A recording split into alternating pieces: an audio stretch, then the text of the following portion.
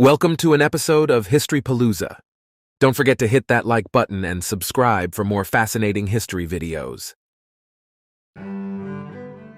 Put on your tricorn hats and hold on to your hoop skirts, because on today's episode of History Palooza, we're traveling back to the 18th century, where hair was higher, makeup was wilder, and powdered wigs were practically their version of a smartphone.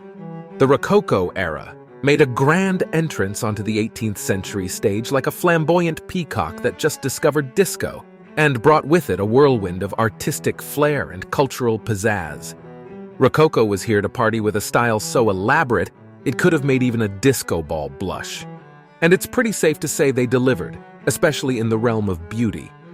This extravagant and lively period, predominantly flourishing in Austria, Germany, and France, was a carnival of both creativity and excess. Brace yourselves, because we're about to dive headfirst into the rabbit hole of Rococo's wild and wacky beauty escapades. But before we get started, don't forget to hit that like button and subscribe to History Palooza. Okay, keep your wig powder dry. We're getting right to it. During this time, each practice carried its own set of social symbols and meanings, and one of them was the powdered wig. In the 18th century, these wigs epitomized high fashion and social status among Europe's elite, especially in France, where the trend originated. Kings Louis XIII and XIV of France popularized this style to conceal their thinning hair. This fashion statement quickly became a must-have accessory across the continent, symbolizing sophistication and societal standing. These weren't just your run-of-the-mill headgear. They were the Gucci of the 18th century. Think Kings Louis XIII and XIV saying, "Ah, hell nah, I ain't about to be a baldy up in this castle. Here, let me put this Pomeranian on my head. That looks inconspicuous." Voila! Powdered wigs became all the rage, kinda like the Birkin bag of their time, symbolizing sophistication and societal swagger. Powdered wigs weren't just a trend, they were a cultural statement. Judges, lawyers, politicians, you name it. They wigged it as a means of reflecting an air of authority and wisdom. Military officers also wore them, albeit in shorter styles, to distinguish themselves from civilians. Peasants! And these wigs weren't made from just any materials. We're talking human hair, horsehair, or wool, colored with a special powder concoction. This powder, often a blend of starch, flour, urine, urine, you heard that right, rhubarb, saffron, and cumin seed blended into a concoction aimed at promoting yellow hues. Imagine leaving that wig on your windowsill on a hot day. Expensively fragranced powders, including scents of lavender and orange, used both on natural hair and wigs, were used in an attempt to mask any pungent odors. Good luck with that. In order to keep these prized wigs in pristine condition, it wasn't just about a quick brush and go. After all, you can't possibly treat a urine wig so casually, now can you? It took frequent powdering and the use of styling tools so specialized they might as well have had their own red carpet. High-ranking individuals took this to the next level. They had personal wig stylists to ensure their wig game appearance remained impeccable. As Rococo fashion reached new heights, the invention of the powder room became a testament to the era's dedication to elegance. Powdering wigs, an essential part of aristocratic attire, demanded a space devoted to this meticulous task. Thus, the powder room emerged, adorned with mirrors, intricate furnishings, and an air of sophistication. The ritual of wig powdering became an event, transforming the powder room into a hub of aristocratic socialization. Amidst laughter and conversation, powdered wigs received special attention, ensuring that each strand resonated with the elegance Rococo demanded. Oh, it was a delicate dance where at least some measures of practicality met elegance. But, just a heads up, folks, practicality always lost. Nevertheless, aristocrats, meticulous in their pursuit of refinement, shielded their faces with paper cones featuring two eyes cut out.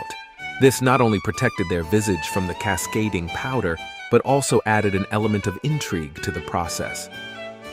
The powdering ritual, accompanied by the gentle rustle of paper cones and the subtle fragrance of scented powders, became a Rococo performance.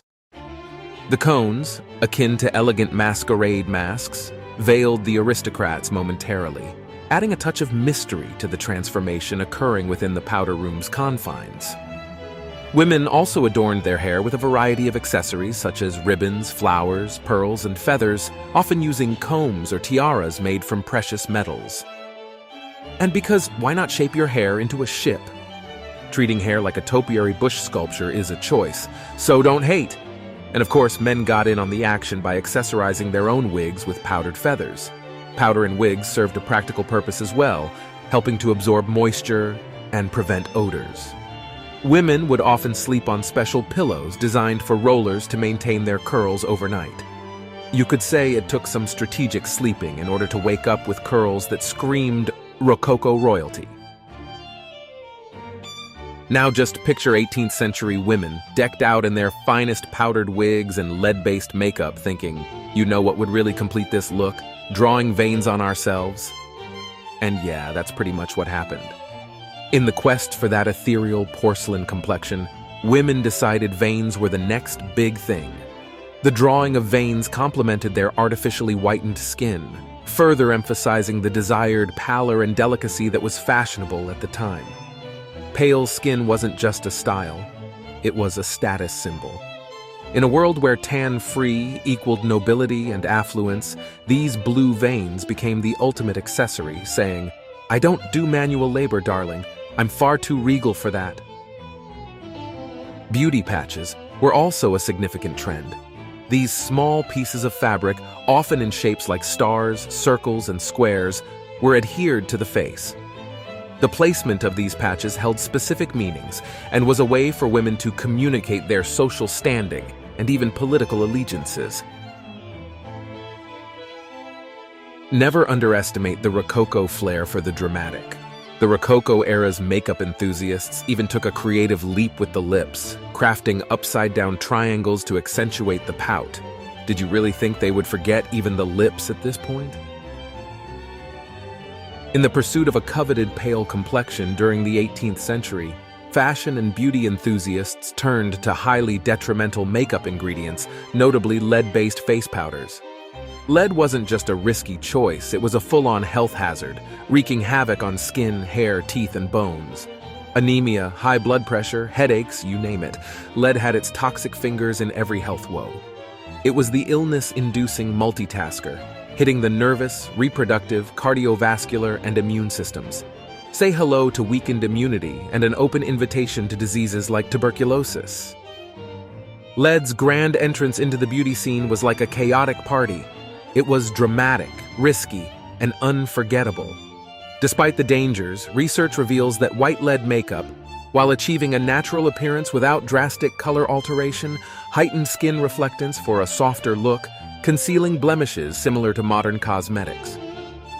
Turns out using lead-based white face powders for an unnaturally pale complexion paradoxically leads to skin damage, prompting heavier makeup use. The adverse effects extended to hair loss, driving some to unconventional solutions like gluing fake mouse pelt eyebrows for a supposedly natural appearance. Wow, mouse eyebrows. Now that's what I call a commitment to vanity. To tackle the inevitable challenges of saggy skin, Rococo skincare rituals recommended a blend of animal fats, alcohol, good old urine, and flower waters. A concoction of chicken and goose grease, pine, rosin, pitch, and turpentine created a plaster for specific areas in need of rejuvenation. A daring remedy for the daring beautician. Basically a barnyard disaster. Pomatums, the versatile greases of the Rococo era, found their place in lips, hair, and hands. Spermaceti, an extract of sperm whale, it just keeps getting better, added its luster, although the challenge lay in preventing the greasy fry pan effect on warmer days. These perfumed and sometimes bean flour-infused concoctions aimed not just at beautification, but also at an overall olfactory indulgence. To achieve that wide-eyed Rococo beauty look, belladonna eye drops were the secret weapon. Yes, deadly nightshade, because nothing says gorgeous like dabbling with danger. It promised a gaze so dreamy, even Shakespeare might ditch his quill for a selfie. But plot twist. Those dreamy eyes came with side effects like seeing double, heart palpitations, and a potential blind date with actual blindness. Talk about beauty being in the eye of the beholder, if you can still see them, that is. To see or not to see, that is the vision. While mercury and lead offered a whitened canvas, they risked obscuring the natural blush, a trait considered modest and desirable. Enter rouge, the savior of flushed cheeks and rosy lips. Vermillion, a mercuric sulfide compound, became popular, offering that desired crimson hue. However, this seemingly innocent cosmetic choice came with a cost, in the form of tooth loss, gum disease, and potential organ damage. Lips, here again, bore the brunt of beauty standards. From mercury-based vermilion rouge to natural yet expensive alternatives like alkanet and madder root, the pursuit of luscious lips played out against a backdrop of health risks. Ironically, in the 18th century, the relentless pursuit of beauty, rather than enhancing one's allure, frequently resulted in accomplishing the opposite, and most importantly, causing serious health issues. In the grand finale of Rococo's timeless saga, its influence not only adorns contemporary art and fashion, but also serves as a testament to the strides we've made in hygiene and health.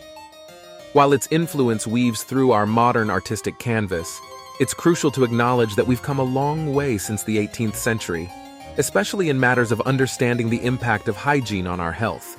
Props to Rococo's risky devotion to glam. But 3 cheers to modern science and good health codes, too. Now that we've unveiled the eccentric world of 18th century beauty, we want to know, which Rococo beauty practice did you find the most bizarre or fascinating? Share your thoughts in the comments below, and if you enjoyed this journey through history, don't forget to hit that like button and subscribe to History Palooza for more fascinating insights. Until next time, keep exploring the past.